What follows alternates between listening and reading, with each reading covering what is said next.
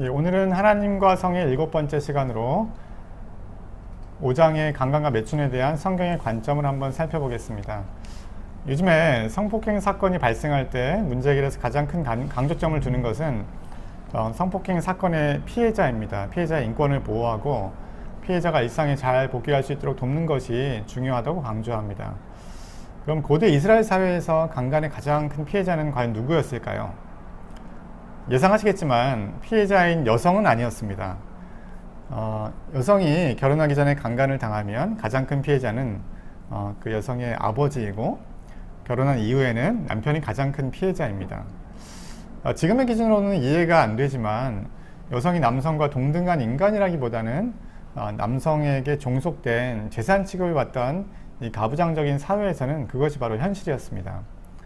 신명기 22장 28절에서 29절을 보면 만일 남자가 약혼하지 아니한 처녀를 만나서 그를 붙들고 동침하는 중에 그 두 사람이 발견되면 그 동침한 남자는 그 처녀의 아버지에게 은 50세겔을 주고 그 처녀를 아내로 삼을 것이라. 그가 그 처녀를 욕보였은즉 평생에 그를 버리지 못하리라 라는 말씀이 있습니다. 이 구절이 바로 강간에 해당이 되는데, 약혼하지 않은 여성을 강간하면 은 50세겔을 아버지에게 주고 아내를 삼으라는 것을 율법에서 이렇게 규정을 하고 있습니다.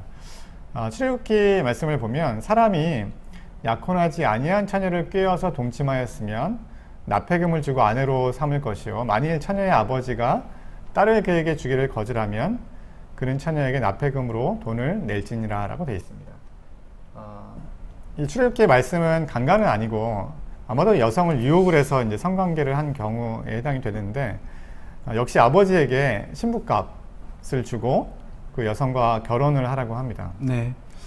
결혼을 하기 위한 여성은 순결한 처녀여야 하고 처녀가 아니면 죽이라는 율법의 규정이 있었습니다. 그리고 당시에는 결혼을 하기 위해서 남성이 여성의 아버지에게 신부값을 지불하는 게 전통이 있었는데요. 강간을 하든 여성을 유혹해서 성관계를 맺든 순결을 잃은 여성은 결혼할 수 없고, 그러면 여성의 아버지는 신부값을 제대로 받지 못하기 때문에 손해가 발생하게 되잖아요. 그렇기 때문에 결혼하지 않은 여성과 성관계를 맺은 남성은 여성의 아버지에게 그 손해를 보상해 주도록 규정을 하고 있습니다. 남성이 다른 남자와 약혼을 한 여성과 성관계를 맺을 때의 규정이 신명기 22장에 나와 있습니다. 당시에는 약혼으로 법적인 부부관계가 시작되었기 때문에 약혼한 여성은 남편이 있는 여성으로 보면 됩니다. 강간이나 또 남성의 유혹과 상관없이 성읍, 즉 사람이 많은 곳에서 성관계를 맺었다면 둘 다 죽이라고 합니다. 그 이유는 남성은 강압적이든 유혹을 했던 책임이 있는 것이고, 여성은 소리를 질러서 사람들에게 알리지 않는 책임이 있다는 것입니다.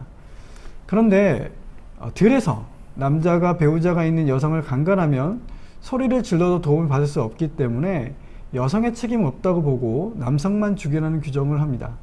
강간은 폭력의 범죄인데 기본적으로 피해를 입은 대상이 강간을 당한 여성이라기보다는 남성, 특히 미혼녀인 경우 아버지, 또 약혼녀인 경우에 남편으로 그렇게 보고 있는 게 현실입니다.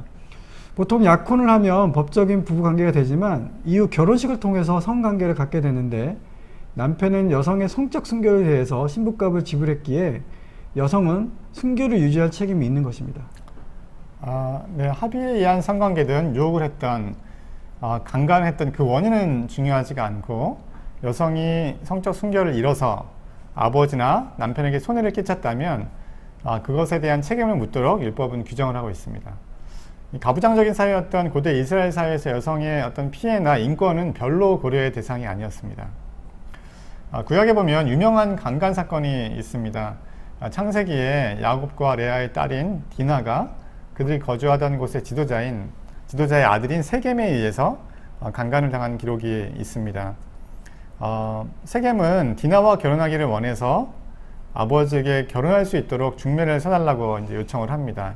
강간 이후에 이제 있었던 일인데, 네. 디나의 오빠인 시므온과 레위는 여기에 대해서 분노했고, 디나와 결혼을 허락해 주겠다고 속인 다음에 세겜과 그 무리들을 다 죽입니다.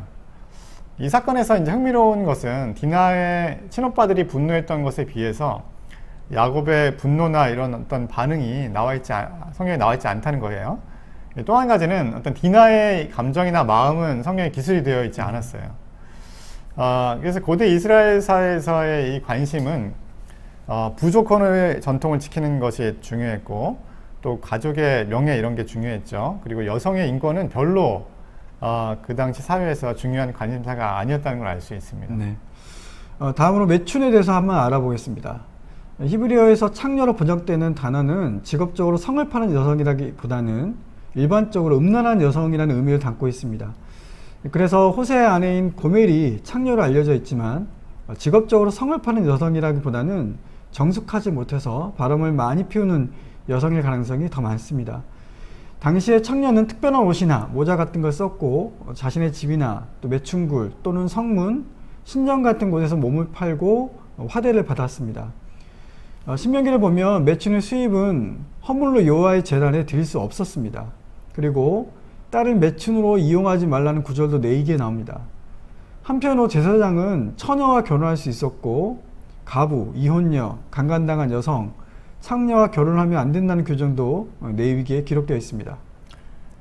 일반적으로 어떤 성을 파는 행위, 또 성을 파는 여성, 성을 팔아서 얻는 수입을 부정한 것으로 보는 경향이 있습니다. 하지만 이 창녀에 대해서 다른 시각이 또 성경에 존재를 합니다.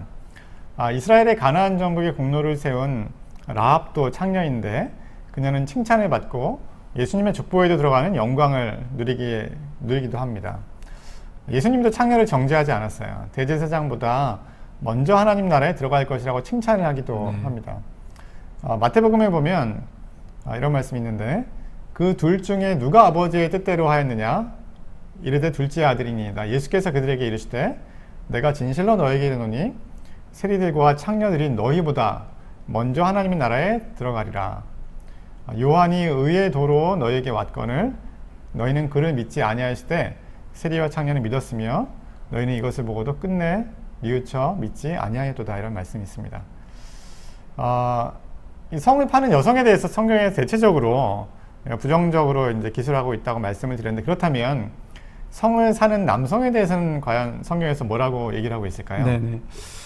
창세기 38장을 보면 유다와 며느리 다말의 사건이 이제 기록이 되어 있습니다.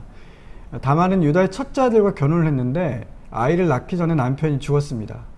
당시 형사 치수제의 간습대로 다말은 유다의 둘째 아들의 아내가 되는데 둘째 아들도 이제 죽게 됩니다. 근데 셋째는 아직 어린아이여서 아들을 낳을 수 없었습니다. 그래서 다말은 아이를 갖기 위해서 창녀로 변장해서 시아버지인 유다와 성관계를 맺고 임신을 합니다. 유다는 자신의 셋째 아들의 아내가 될 다말이 임신했다는 소식을 듣고 사람들에게 다말을 불태워 죽이라고 합니다. 죽이란 이유는 다말이 매춘했기 때문이라기보다는 간음을 했기 때문이라고 기록되어 있습니다. 유다가 다말을 죽이라고 했을 때 다말이 창녀로 변장을 했고 유다 자신의 아이를 임신한 것을 알게 된 유다는 다말이 잘못한 것이 없다고 인정을 하게 됩니다. 이 이야기에서 유다가 매춘을 한 것에 대한 문제 제기는 전혀 없습니다. 당시의 가부장제 사회에서는 남성의 매춘은 문제가 되지 않았고 정상적인 것이었기 때문입니다. 잠언 29장 3절을 보면 지혜를 사모하는 자는 아비를 즐겁게 하여도 창기와 사귀는 자는 재물을 잇느니라. 이 잠언에서도 매출을 부정적으로 묘사하고 있지만 이것이 비윤리적인 행위 때문에 그런 것이 아니라 낭비이기 때문입니다. 성경시대에는 매춘이 사회적 현실이었습니다. 대체적으로 매춘에 대해서 부정적이긴 하지만 매춘이 여성을 착취하기 때문에 부도덕하다고 보진 않습니다. 결혼한 남성이 매출을 하는 것은 간음으로 보지 않고 있어요. 오히려 간음과 구별해서 간음보다는 덜 위험하고 덜 손해가 가는 것으로 잠언에서 기록하고 있습니다. 잠언 6장 26절인데요. 음료로 말미암아, 여기서 음료는 창녀를 얘기하고요. 사람이 한 조각 떡을 남게 되며 음란한 여인, 음란한 상간녀죠. 음란한 여인은 귀한 생명을 사냥함이니라. 그러니까 창녀는 남성 보호자가 없기 때문에 남성의 매춘 행위는 다른 남성에게 피해를 주지 않습니다. 때문에 남성 중심적인 이 가부장적인 사회에서 남성의 욕구 해소를 위해서 성을 사는 것은 자연스러운 일이었고 윤리적으로 문제가 될 것이 아니었습니다. 여러분 오늘 방송 어떻게 보셨습니까? 강간과 매춘에 대한 성경의 관점을 살펴봤는데 좀 충격적이지 않습니까? 네, 맞아요. 자신이 강간한 여성이 마음에 들면 그 아버지에게 돈을 주고 그 여성과 결혼을 하고 또 돈을 주고 성을 사는 행위가 합법적인 것이 성경의 관점이 있는데 여러분 과연 어떻게 생각하십니까? 성경에 기록된 어떤 세부적인 윤리적인 이슈에 대해서 이 성경적인 가치와 가르침을 오늘날에도 과연 따라야 한다고 주장을 할 수 있을까요? 네, 오늘 방송은 여기까지입니다. 시청해주신 여러분 감사합니다. 감사합니다.